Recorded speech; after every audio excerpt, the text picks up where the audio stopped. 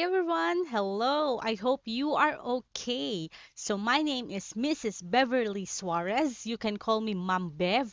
And ang video lessons na ito ay mapapanood nyo sa aking channel sa YouTube kung saan magkakaroon tayo ng different video lessons na ilalagay ko sa isang playlist para madali nyo pong mapanood. Ang nilalaman ng mga videos na to ay ang lesson natin sa bawat araw. Okay? So, let's start learning. Hello everyone! So, ang lesson number 1 natin ay assemble computer hardware. Yes, sounds technical and napaka-imposible lalo na ngayong tayo ay nasa bahay lang. Paano kung walang computer? So, paano mag-assemble, right? So, don't you worry kasi ang lesson na to ay mas pinadali natin para hindi na kayo maghahanap ng anything na gamit na wala naman kayo sa inyong mga bahay. So, just keep on watching and i-explain ko ang mga kailangan nyo malaman sa pag-assemble ng computer hardware and also kung paano gagawin ang inyong activity. Okay? Hello! So, ayan. Ito ngayon ang ating PowerPoint presentation na makikita nyo na naka-upload sa ating platform. Okay? So, tayo ay nasa first quarter ng TLE 10. Ito ay nagsisimula talaga sa Lesson 8. Yes. Bakit Lesson 8? Dahil ang Computer System Servicing po ay ladderized mula nung grade 9 ka hanggang grade 10. So, ang Lesson 8, naka-focus lang siya sa Installation and Configuring Computer Systems. ICCS. Okay? So, wag po kayo magtaka kung bakit Lesson 8 agad. Okay? Pero ito po talaga ang first na lesson sa grade 10 dahil grade 10 ka na. Siyempre, Unit 1 muna, Assemble Computer Hardware. Dito sa PowerPoint, kiniklik itong Start button. Okay, disclaimer first. The author does not claim ownership of the documents, images, audio, music, video, and other materials used in this lesson. They remain the property of the original creators who are mentioned in the acknowledgement section of this lesson. The said materials are used for educational purposes only. Thank you very much. Okay, may pa-disclaimer tayo dyan, no? Okay, so, pwede kang mag-back kung gusto mo pa rin tingnan ulit yung cover page or click the home button. Ayan, nandito na po ang ating different menus. Okay? Siyempre, another disclaimer nandito sa baba. Let's start with the overview. Okay, so makikita mo, mayroon ka ng menus dito. Right? So, overview muna po tayo. Ang pag-assemble ng computer ay very techy job. Kailangan familiar talaga yung technician at marunong talaga siya kung paano mag-assemble ng computer. Yan po ang pinaka-basic na dapat nyong malaman. And kailangan logical and methodical manner din ang pag-work mo with the computer components. Kasi hindi pwedeng bara-bara lang yung pagbabaklas natin and pagkakabit. And it requires a lot of skills and practices din. So, why do you think so? Bakit kaya kailangan marunong na marunong talaga ang isang technician sa pag-assemble ng computer? Okay, so, ayan, malalaman natin yan sa lesson na ito. Because you will learn how to assemble a computer system. Okay, after nyan, all you need to do is to click objectives. Okay, we are now in lesson objective number 1. Ito ang mga gagawin natin sa lesson na ito. Magdidiscuss ako about sa OHS. Okay, and isasama ko na rin dito yung mga BIOS configuration. After that, mag-identify tayo ng mga materials na kakailanganin kapag tayo ay nag-assemble ng isang computer system. Also, mga tools, equipment, and testing devices na kakailanganin natin sa installation. And the last one is magka-create kayo ng list ng steps ng assembling. Okay. So, ayan. Now, let's go to lesson proper. Okay, ang sabi dito, click this link for the video. So, mag-open tayo ng link papunta sa isang YouTube video. On that case, I will exit my presentation and I will click this link again. Okay, so narito siya. May pa-ads ang video. Okay, let's laktaw.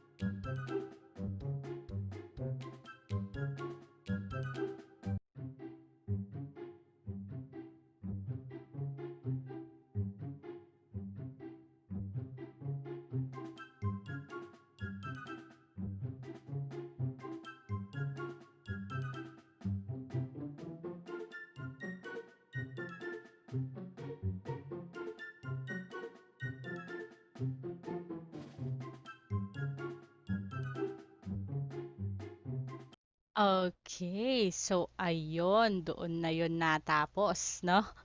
Alright. Okay, so let's go now to the next one sa ating, pwede, pag nakita nyo na tong arrow button na yan na next, ibig sabihin yan, you need to click that para sa next part nung lesson proper. Okay, from the video, what are the PPEs or personal protective equipment I mean, used in assembling the system unit? Okay, so nakakita tayo doon ng hairnet, ano pa? Gloves, mask, yes, and apron. Very good. Okay, so now, ito na po ang steps ng computer assembly. So, kung napansin nyo sa video, nag-open muna siya ng case, di ba? At kung napapansin nyo, meron siyang lagayan, di ba? Yung takip ng palaman, okay, mayonnaise or peanut butter na malinis, syempre. Doon yan nilagay lahat ng mga screws para hindi nahuhulog or hindi nawawala-wala. Okay, and then, ah, hmm? Ano yung next na kailangang i... Yes? Okay, power supply. Tatanggal. Actually, ano to, hindi pala to assembly. Disassembling yan, okay? Kung paano mo siya, yes, assembly in a way, pero yung steps niya ay kabaliktaran kasi yun sa disassembling. Okay, so after ng power supply, syempre, mga iba't iba ng, ano na to, motherboard. Okay, after the power supply, yung mga hard disk, mga ganyan. And then, huhuli mo yung mga RAM, yung motherboard. Mas maganda nga kung nandun pa nakasalpak yung exhaust fan bago mo tanggalin yung motherboard, no? Para may pang ano ka, pang hawak, pang grip. Okay, and then syempre huli mo yung CPU na matanggal. So pag assembly sa kanya, okay, so ayan, it's the other way around. Power supply muna. Lahat ng components sa motherboard nandun na, then salpak mo yung motherboard. Tapos mga hard disk drive, kung may optical drive ka pa, mga adapter cards, video card, halimbawa, ganyan. And lahat na ng cables na nandun. And then i-attach. At syempre, external cables din sa computer. And then boot it for the first time. Wow. Okay. So, ayan. Opening the case. Kailangan adequate ang lighting, good ventilation ang meron kayo, and comfortable room temperature. Maganda rin na may workbench ka or table na dapat malinis, walang ibang nakalagay doon. Kung walang anti-static mat, actually, pwedeng, ano siya, foil, aluminum foil. Yes, and small container, yun nga, takip, pang hold ng screws and other small parts. Okay, syempre, makakatulong din ang manufacturer's manual o kaya website kasi iba't iba ang itsura ng casing. Okay. Power supply, ang PSU, it varies. Kung sa mga nagtatanong dyan, ano ba yung minimum na watts? 250 watts, kaya na sa mga computers na wala namang masyadong kemerot. Okay? Wala masyado siyang walang pangmalakasang graphics card, okay? Pangmalakasang at iba pang components na nandoon. Okay? Pero kung pang gaming yan, probably minimum of 500 watts ang para sa PSU. Okay? So, ayan. Components in the motherboard, other parts, kagaya ng RAM, yung CPU and heatsink. Ayan, CPU on the motherboard. Syempre, may dalawang klase po ng manufacturers ng CPU, Intel and AMD. Ang Intel, yan yung mga naririnig nyo na i3, i5, i7, i9. Ang AMD, mga Ryzen 3, Ryzen 5, Ryzen 7, Ryzen 9. Okay? So, ayan. Syempre, magkakaiba rin po ang itsura niyan kasi ang Intel, nandito sa CPU socket yung pins. Pero ang AMD, nandun sa CPU yung mga pins niya. Okay, so ayun. Siyempre, thermal paste or thermal compound, lalo na kapag first time, lalagyan na very small dot lang ng thermal compound, saka mo isasalpak yung kanyang heatsink. Ayan, yung fan. Okay? Siyempre, wag kakalimutan yung 3-pin power connector niya. Para siyempre, umikot yung hélice niyan. Okay, in installing the CPU, may arrows po yan, no? Kung nakikita nyo dito, may arrow yan, na i-match nyo kung saan nakatapat yung arrow niya. And then may notch siya dyan, na lever pala, lever. Okay, sa installation ng RAM, ayan, siyempre may mga ngipin, yung RAM, yung gold, ano niya sa ilalim. Isasakto mo kung saan siya pasok. Okay. So, ayan. And then dapat snap pareho, both thumb. Okay, the motherboard itself, syempre may mga standoffs kung kailangan pa. Okay, kung kailangan additional standoffs. Kasi may minimum yan na 6 na screws. And dapat 6 din yung standoffs niya. Pero may extra yan lagi pag bagong bili ang computer. May extra standoffs talaga yan. Ayan, syempre sa motherboard, ang titingnan nyo lang dan ay pasok dapat yung I/O niya dun sa I/O shield. Okay. Dapat sumakto siya dun. Okay. Yun yung tamang orientation ng motherboard. Internal drives like yung hard disk o kaya ang uso na ngayon, SSD, solid state drive, mas manipis, 'di ba? Okay. So ayan. And external base kagaya ng optical drive, mga DVD writer, CD writer, mga ganyan. Yan, optical drive pa, ganyan talaga, papasok siya. Okay. Floppy drive, which is wala na ngayon, pero just in case makakita pa kayo. So, yan ang floppy drive. Adapter cards, may mga video card, ayan, para sa games, sa graphics. Wireless NIC, okay, para may Wi-Fi ang iyong desktop, okay. Makasagap siya ng Wi-Fi connection. NIC, okay, actually ang NIC, Network Interface Card, ito yung pinagsasaksakan nyo ng LAN cable. Built-in na, pero sometimes nasisira, so bibili ng adapter. O kung gusto mo mas mataas yung kanyang Mbps na kinukuha, gusto mo mas mabilis na internet, hindi pala, yung mas mabilis na daloy ng internet sa PC mo, pwede kang bumili ng NIC. Okay? So, yun. Ayan ang NIC. Sa mga PCI or PCIe na slot sa motherboard, dun siya kinakabit. Parang video card lang din. Okay, wireless NIC. So, ayan. PCI din. Video card. Okay, ang dream ng mga gamers. Okay, kailangan talaga pang malakas ang video card. So, ayan sa graphics. Oh, internal cables. Mga SATA. Okay, power cables. Ayan, yung ATX, yung 24 pins. Luma na yung 20 pins, 24 pins yung bago. So, ayan po. Tapos, syempre, yung 4 pin para sa power niya. Okay, different power cables. May SATA, ganyan itsura ng SATA, pa-flat. Molex, okay, yung bilog-bilog siya, okay, medyo mataba. And then Berg, okay, so para sa mga ganyang pins, medyo manipis yan, Berg. Okay, so ayan po. So, syempre ito, babasahin nyo rin to Pwede nyo i-pause tong video na to para mabasa nyo yung ibang content niya. Okay, power connector installation steps. Okay, ang may mga power lang dyan naman kasi syempre yung hard disk, yung motherboard, okay, and kung may graphics card ka na nangangailangan ng power, okay, may 8-pin or 6-pin connector yon, yung optical drive mo, ayan. Okay, pata. Pata. Actually, ang pata ay ganyan yung itsura. Kamukha siya actually ng IDE, okay, yung malalapad, yung para siyang belt na gray na ginaganyan. Okay, pero ngayon, SATA na talaga ang meron. Okay, so yan. Tapos, pata, ganun, kamukha nga ng IDE. Ayan, SATA cable, mas manipis. Floppy drive cables, okay, manipis din yan. Data cables, mga different cables na kasama sa motherboard, kagaya nung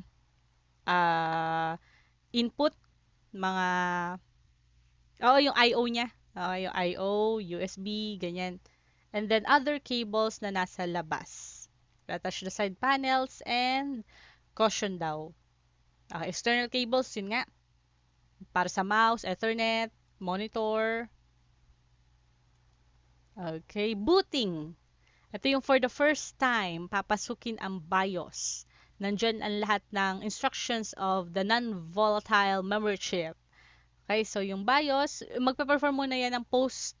Okay, yung power on self-test to check yung toot, gaganon lang yan. And then, saglit na saglit lang yan. Yung ganyang screen na yan. Okay? Para mag-set up siya ng kanyang mga information. Mga beep codes, dapat aware kayo sa beep codes. May iba't ibang klase ng beep codes na makaka-identify ka ng problem. Okay, kagaya lang ng beep codes na toot, toot, toot. Okay, pag gano'n, maluwag po ang RAM o baka nanakaw na ang RAM nyo. Okay, so yun, may mga ganong beep codes.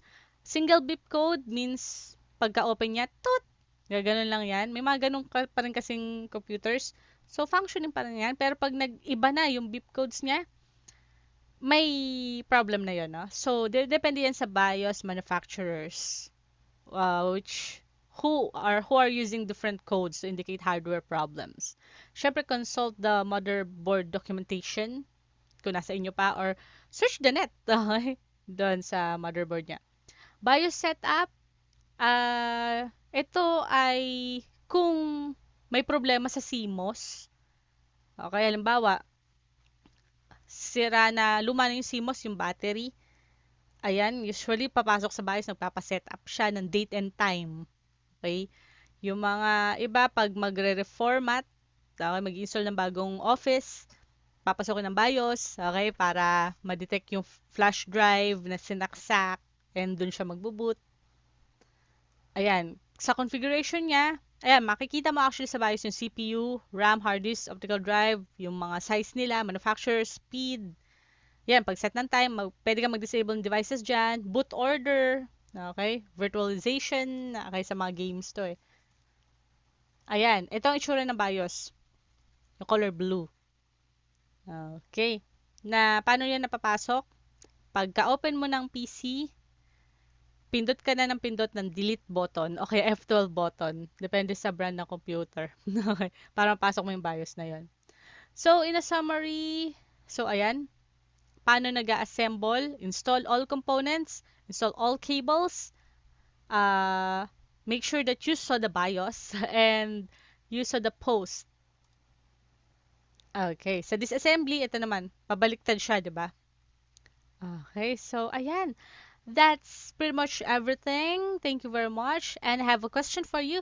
Why is there a need to know how to assemble and disassemble a system unit? Bakit? Ba't kailangan malaman? Right. Okay. So, syempre, pag nagka-problema, ikaw mismo, alam mong gawin. Okay? Bilang isang CSS student, no? At isang bata na marunong sa computer talaga. Also, sa paglilinis yan, okay? Kailangan kasi mine-maintain. Kapag meron ka ng gamit, meron ka ng computer, dapat binubuksan mo yan, marunong ka mag-disassemble para brushin ang mga alikabok. Okay? So, ganun po yun. Okay, so ito na ang ating activity. Yes, ako talaga yan. Kamukha ko naman, di ba? Okay, ang aking Gacha Life avatar. This is my newly bought PC components. Help me assemble this. Meron akong casing. What is this one? Heatsink, right?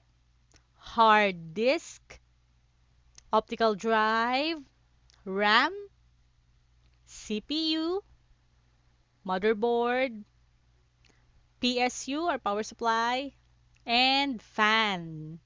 System fan. Okay? Hindi pwede ang system, walang fan. So, ayun. So, tingnan natin. Create a list of steps in assembling a system unit. Okay, magsisteps ka dito. Step number 1. Anong unang gagawin pag mag-assemble ka ng unit? Using these components. Okay? Nakalagay dito sa rubrics, you need to identify the components. For example, first one, patingin nga ang itsura nun. Remove the side panel of the system unit. Step 2.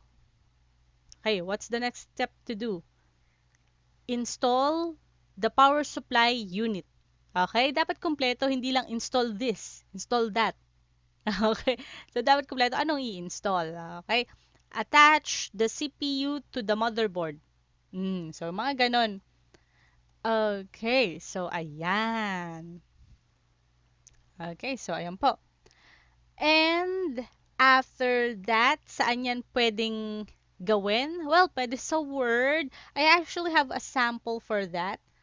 Let me show you my sample activity sheet.